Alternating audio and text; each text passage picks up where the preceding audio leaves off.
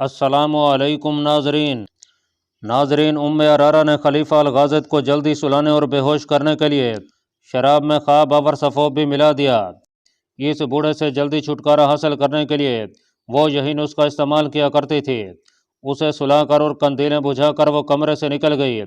वो अपने मखसूस कमरे की तरफ जा रही थी जिसमें रजब रात को चोरी छुपे उसके पास आया करता था। वो कमरे में दाखिल हुई ही थी कि कबाड़ों के पीछे से किसी ने उस पर कंबल फेंका। उसकी आवाज़ भी ना निकलने पाई थी कि उसके मुंह पर जहां पहले ही कंबल लिपट गया था एक और कपड़ा बांध दिया गया।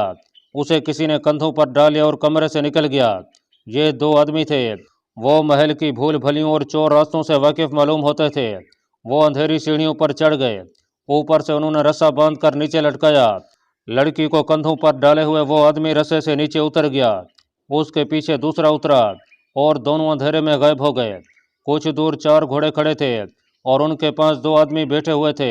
उन्होंने अपने साथियों को अंधेरे में आते देखा और ये भी देख लिया कि एक ने कंधे पर कुछ उठा रखा है। वो घोड़ों को आगे ले गए। सब घोड़ों पर सवार हो गए। एक सवार ने लड़की को अपने आगे डाल लिया। उनमें से किसी ने कहा, घोड़ों को भी दौड़ाना नहीं, टापू सारे शहर को जगा देंगे। घोड़े आहिस्ता आहिस्ता चलते गए और शहर से निकल गए। ये सलाहुद्दीन अयूबी का काम है।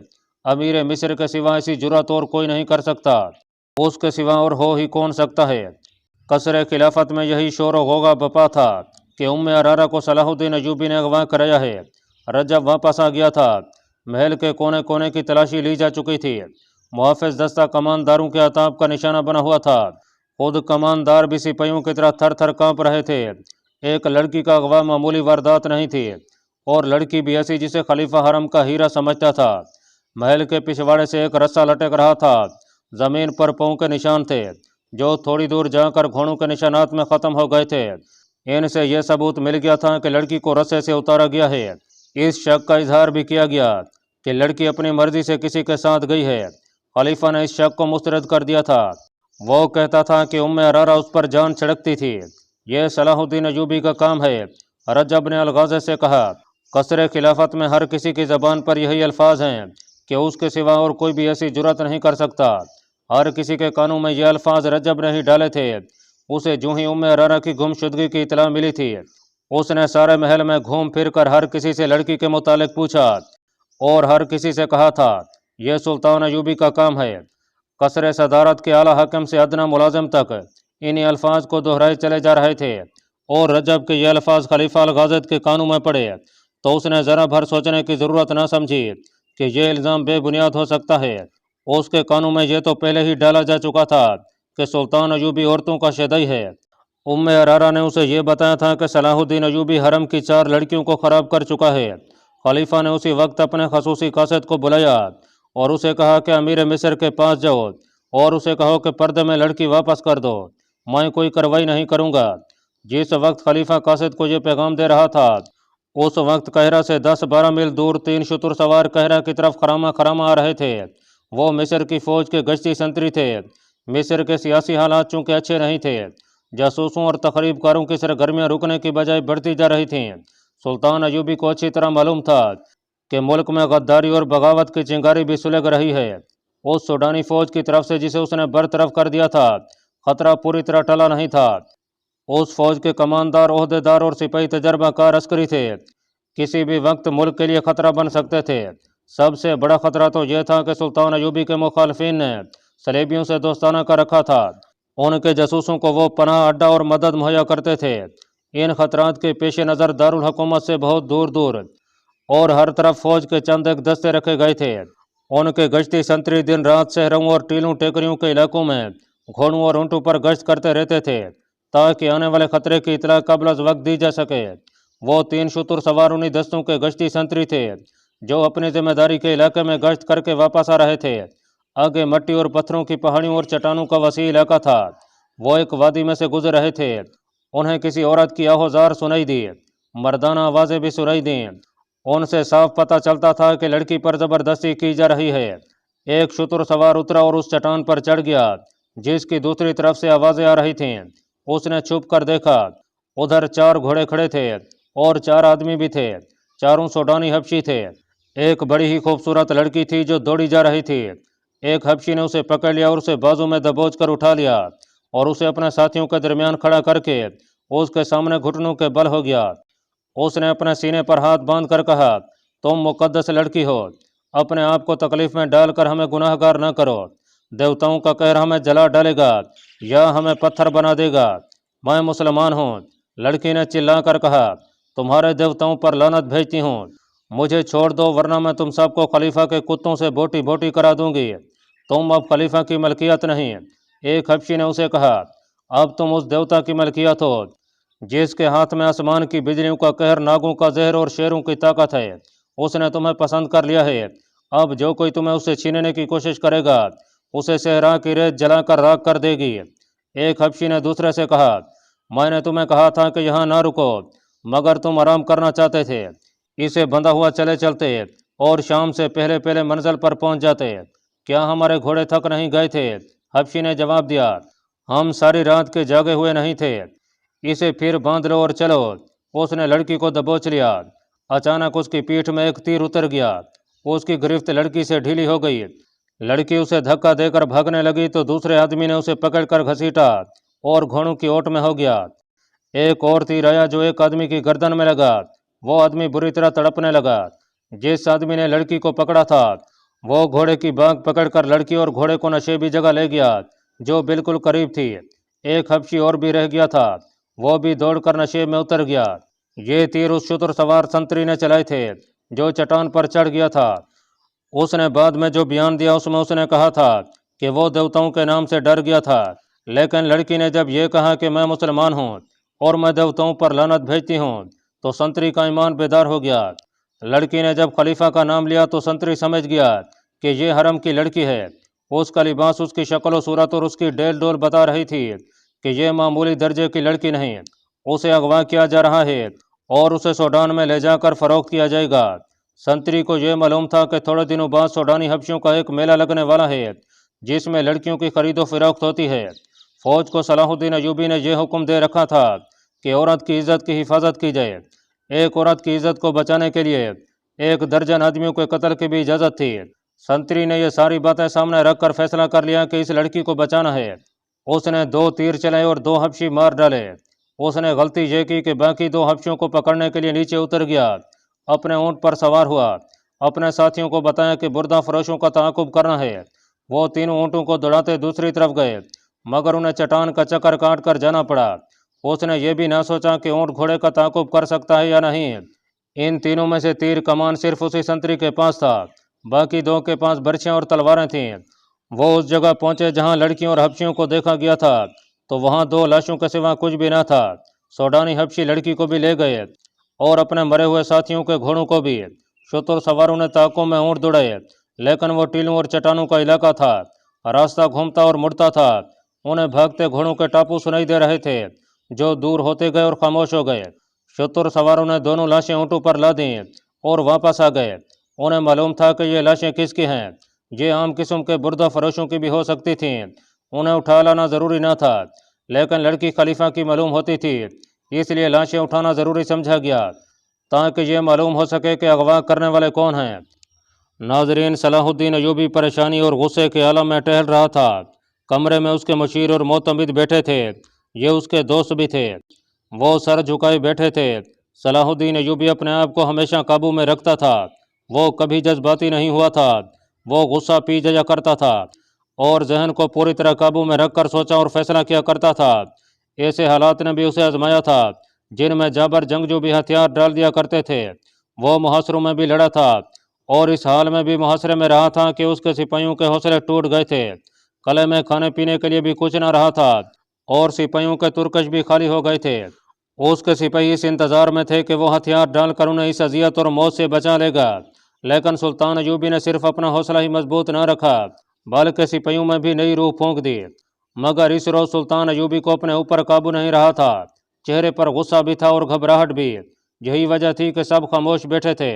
آج پہلی بار میرا دماغ میرا ساتھ چھوڑ گیا ہے، اس نے کہا، کیا یہ ممکن نہیں کہ آپ خلیفہ کے اس پیغام کو نظر انداز کر دیں؟ اس کے نائب سالار الناصر نے کہا، میں اسی کوشش میں مصروف ہوں۔ سلطان ایوبی نے کہا، لیکن الزام کی نوعیت دیکھو جو مجھ پر عائد کیا گیا ہے، میں نے اس کے حرم کی ایک لڑکی اغوا کروائی ہے۔ استغفر اللہ، اللہ رب العزت مجھے معاف کرے، اس نے میری توہین میں کوئی کسر نہیں چھوڑی۔ میں پھر بھی یہی مشورہ دوں گا کہ اپنے آپ کو ٹھنڈا کیجیے۔ بہاؤالدین شداد نے کہا، میں سوچ یہ رہا ہوں کہ کیا واقعی حرم سے کوئی لڑکی اغوا ہوئی ہے؟ صلاح الدین ایوبی نے کہا، یہ جھوٹ معلوم ہوتا ہے، اسے پتہ چل گیا ہوگا کہ میں نے خطبے سے اس کا نام نکلوا دیا ہے۔ اس کے جواب میں اس نے مجھ پر یہ الزام لگا کر کہ میں نے اس کے حرم کی ایک لڑکی اغوا کرائی ہے، انتقام لینے کی کوشش کی ہے۔ سلطان ایوبی نے عیسیٰ علی قاری فقیہ سے کہا، ایک حکم نامہ مصر کی تمام مسجدوں کے نام جاری کر دو کہ آئندہ کسی مسجد میں خطبے میں خلیفہ کا ذکر نہیں کیا جائے گا، آپ اس کے پاس چلے جائیں اور اس سے بات کریں۔ الناصر نے کہا، اسے صاف الفاظ میں بتا دیں کہ خلیفہ قوم کی عزت کا نشان ہوتا ہے، لیکن اس کا حکم نہیں چل سکتا، خصوصاً اس صورتحال میں جب حالات جنگی ہیں اور دشمن کا خطرہ باہر سے بھی اور اندر سے بھی موجود ہے۔ میں تو یہاں تک مشورہ دوں گا کہ اس کے محافظ دستے کی نفری کم کر دیں، سوڈانی حبشیوں کی جگہ مصری دستہ رکھیں اور اس کے محل کے اخراجات کم کر دیں۔ میں اس کے نتائج سے آگاہ ہوں، ہمیں مقابلہ کرنا ہی پڑے گا، ہمیں اللہ پر بھروسہ رکھنا چاہیے، میں نے ہمیشہ اپنے اللہ پر بھروسہ کیا ہے۔ سلطان ایوبی نے کہا، خدائے ذوالجلال مجھے اس ذلت سے بھی بچا لے گا۔ دربان اندر آیا، سب نے اس کی طرف دیکھا۔ اس نے کہا کہ صحرا کے گشتی دستے کا کماندار اپنے 3 سپاہیوں کے ساتھ آیا ہے، وہ سوڈانیوں کی لاشیں لائے ہیں۔ سب نے دربان کی مداخلت کو اچھی نظر سے نہ دیکھا۔ اس وقت سلطان ایوبی بڑے ہی اہم اور خفیہ اجلاس میں مصروف تھا، لیکن سلطان نے دربان سے کہا کہ انہیں اندر بھیج دو۔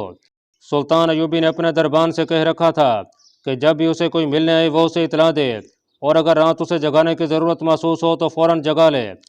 سلطان کوئی بات اور کوئی ملاقات التوا میں نہیں ڈالا کرتا تھا۔ عہدیدار اندر آیا، اس کا چہرہ گھر سے اٹا ہوا اور تھکا تھکا نظر آتا تھا۔ سلطان ایوبی نے اسے بٹھایا اور دربان سے کہا کہ اس کے لیے پینے کے لیے کچھ لے آؤ۔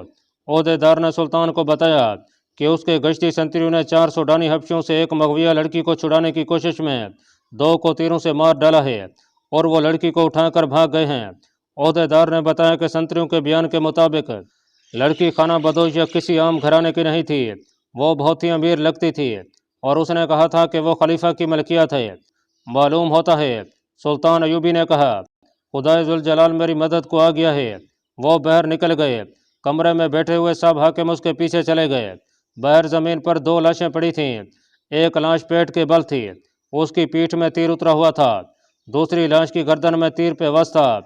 پاس ہی 3 سپاہی کھڑے تھے، انہوں نے امیر مصر کو جو ان کا سالار اعلیٰ بھی تھا شاید پہلی بار دیکھا تھا، وہ فوجی انداز سے سلام کر کے پرے ہٹ گیا۔ سلطان ایوبی نے ان کے سلام کا صرف جواب ہی نہیں دیا بلکہ ان سے ہاتھ ملایا اور کہا کہ یہ شکار کہاں سے مار لائے ہو مومنو؟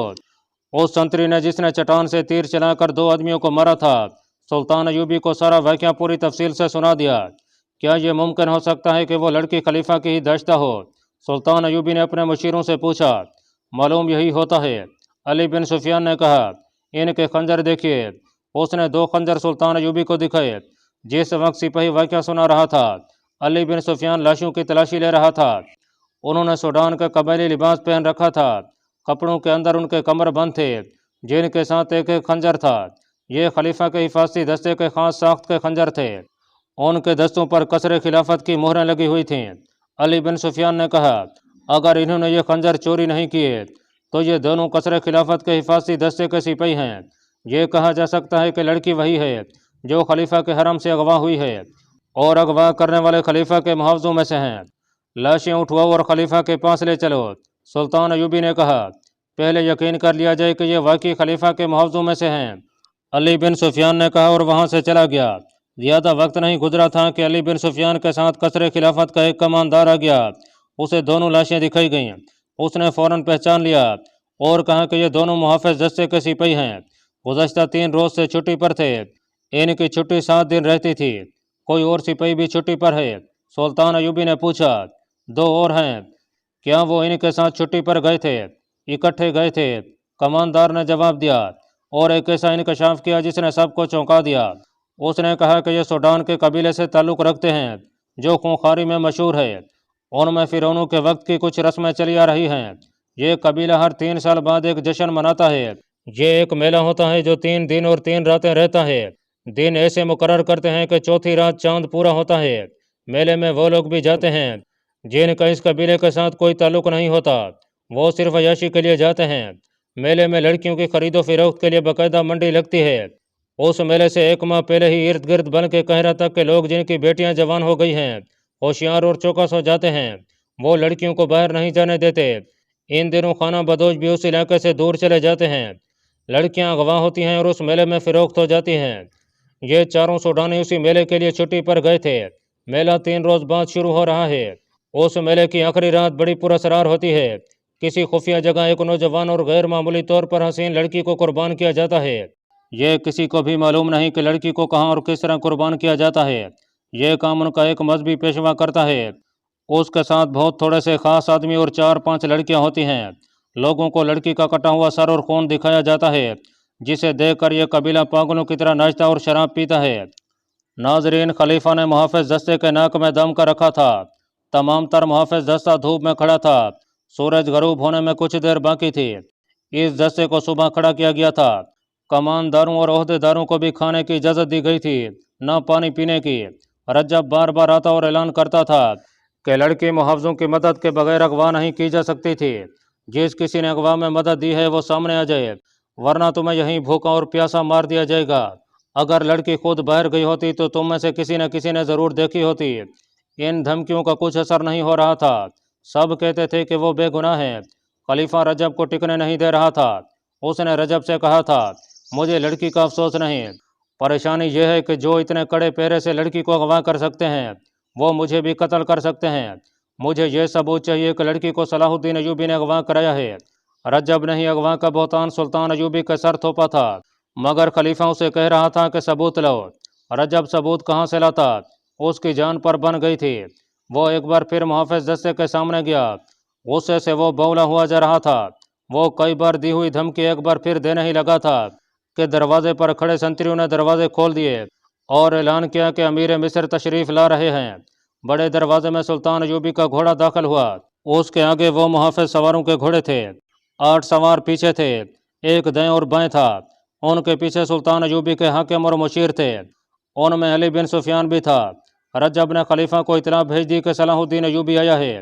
سب نے دیکھا کہ سلطان ایوبی کے اس جلوس کے پیچھے 4 پہیوں والی ایک گاڑی تھی، جس کے آگے 2 گھوڑے جتے ہوئے تھے۔ گاڑی پر 2 لاشیں پڑی تھیں، ایک سیدھی اور دوسری الٹی۔ تیر ابھی تک لاشوں میں اترے ہوئے تھے۔ ان لاشوں کے ساتھ وہ 3 شتر سوار تھے جنہوں نے ان حبشیوں کو مارا تھا۔ خلیفہ بہرا گیا۔ سلطان ایوبی اس کے تمام سوار گھوڑے سے اترے۔ سلطان ایوبی نے اسی احترام سے خلیفہ کو سلام کیا جس احترام کا وہ حقدار تھا، جھک کر اسے مصافحہ کیا اور ہاتھ چوما۔ مجھے آپ کا پیغام مل گیا تھا کہ میں آپ کے حرم کی لڑکی واپس کر دوں۔ سلطان ایوبی نے کہا، میں آپ کے 2 محافظوں کی لاشیں لایا ہوں۔ یہ لاشیں مجھے بے گناہ ثابت کر دیں گی، اور میں یہ گزارش کرنا ضروری سمجھتا ہوں کہ صلاح الدین ایوبی آپ کی فوج کا سپاہی نہیں ہے۔ جس خلافت کی آپ نمائندگی کر رہے ہیں وہ اس کا بھیجا ہوا ہے۔ خلیفہ نے صلاح الدین ایوب کے تیور بھانپ لیے۔ اس فاطمی خلیفہ کا ضمیر گناہوں کے بوجھ سے کرا رہا تھا۔ وہ سلطان ایوبی کی باروب اور پرجلال شخصیت کا سامنا کرنے کے قابل نہیں تھا۔ اس نے سلطان ایوبی کے کندھے پر ہاتھ رکھ کر کہا، میں تمہیں اپنے بیٹوں سے زیادہ عزیز سمجھتا ہوں۔ صلاح الدین ایوبی اندر آؤ، میری حیثیت ابھی ملزم کی ہے۔ صلاح الدین ایوبی نے کہا، مجھے ابھی صفائی پیش کرنی ہے کہ میں اغوا کا ملزم نہیں ہوں۔ خدائے ذوالجلال نے میری مدد فرمائی ہے اور 2 لاشیں بھیجی ہیں۔ یہ لاشیں بولیں گی نہیں، ان کی خاموشی اور ان میں اترے ہوئے تیر گواہی دیں گے کہ صلاح الدین ایوبی اس جرم کا مجرم نہیں ہے جو قصر خلافت میں سرزد ہوا ہے۔ میں جب تک اپنے آپ کو بے گناہ ثابت نہ کر لوں اندر نہیں جاؤں گا۔ وہ لاشوں کی طرف چل پڑا۔ خلیفہ کھنچا ہوا اس کے پیچھے گیا۔ تھوڑی دور 400-450 نفری کا محافظ دستہ کھڑا تھا۔ سلطان ایوبی نے لاشیں اٹھوا کر اس دستے کے سامنے رکھ دیں اور بلند آواز سے کہا کہ 8-8 سپاہی آگے آؤ اور لاشوں کو دیکھ کر بتاؤ کہ یہ کون ہیں۔ پہلے کماندار اور عہدیدار آئے، انہوں نے لاشیں دیکھ کر ان کے نام بتائے اور کہا کہ یہ ہمارے دستے کے سپاہی تھے۔ ان کے بعد 8 سپاہی آئے، انہوں نے بھی لاشوں کو دیکھ کر کہا کہ یہ ان کے ساتھی تھے۔ اسی طرح 8-8 سپاہی آتے رہے اور بتاتے رہے کہ یہ لاشیں ان کے فلاں فلاں ساتھیوں کی ہیں۔ صلاح الدین ایوبی، خلیفہ نے کہا، میں نے مان لیا ہے کہ یہ لاشیں قصر خلافت کے 2 محافظوں کی ہیں۔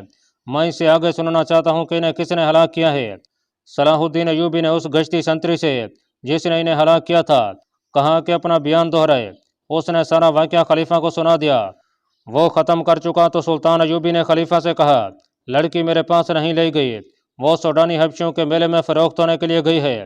خلیفہ کسی آنا ہوا جا رہا تھا، اس نے سلطان ایوبی سے کہا کہ وہ اندر چلے۔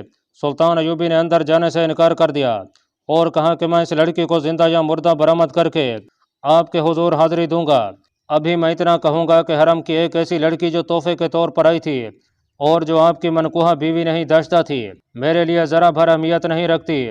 خداوند تعالیٰ نے مجھے اس سے اہم فرائض سونپے ہیں۔ میری پریشانی یہ نہیں کہ ایک لڑکی اغوا ہو گئی ہے۔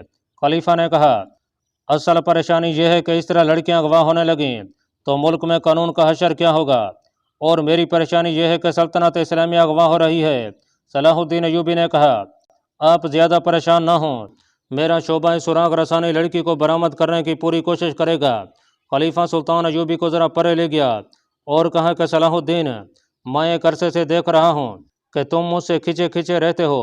میں نجم الدین کا بہت احترام کرتا ہوں، مگر تمہارے دل میں میرے لیے ذرا بھر احترام نہیں ہے، اور مجھے بتایا گیا ہے کہ جامع مسجد کے خطیب امیر عالم نے یہ گستاخی کی ہے کہ خطبے سے میرا نام ہٹا دیا ہے۔ مجھے رجب نے بتایا ہے کہ میں اسے اس گستاخی کی سزا دے سکتا ہوں۔ میں تم سے پوچھنا چاہتا ہوں کہ اس نے تمہاری شے پر تو ایسا نہیں کیا؟ میری شے پر نہیں، میرے حکم پر اس نے خلیفہ کا نام خطبے سے حذف کیا ہے۔ صلاح الدین ایوبی نے کہا، صرف آپ کا نام نہیں بلکہ ہر اس خلیفہ کا نام خطبے سے ہٹا دیا گیا ہے جو آپ کے بعد آئے گا اور جو اس کے بعد آئے گا۔ کیا یہ حکم فاطمی خلافت کمزور کرنے کے لیے جاری کیا گیا ہے؟ خلیفہ نے پوچھا، مجھے شک ہے کہ یہاں عباسی خلافت لائی جا رہی ہے، حضور بہت بوڑھے ہو گئے ہیں۔ سلطان ایوبی نے کہا، قرآن نے شراب کو اس لیے حرام کہا ہے کہ اس سے دماغ موف ہو جاتا ہے۔ سلطان نے ذرا سوچ کر کہا، میں نے فیصلہ کیا ہے کہ کل سے آپ کے محافظ دستے میں رد و بدل ہوگا اور رجب کو میں واپس لے کر آپ کو نیا کماندار دوں گا، لیکن میں رجب کو یہاں رکھنا چاہتا ہوں۔ خلیفہ نے کہا، میں حضور سے درخواست کرتا ہوں کہ فوجی معاملات میں دخل دینے کی کوشش نہ کریں۔ سلطان ایوبی نے کہا اور علی بن سفیان کی طرف متوجہ ہوا جو 5 حبشی محافظوں کو ساتھ لے آ رہا تھا۔ اللہ پاک کمی بیشی معاف فرمائے۔ اللہ آپ کا حامی و ناصر ہو۔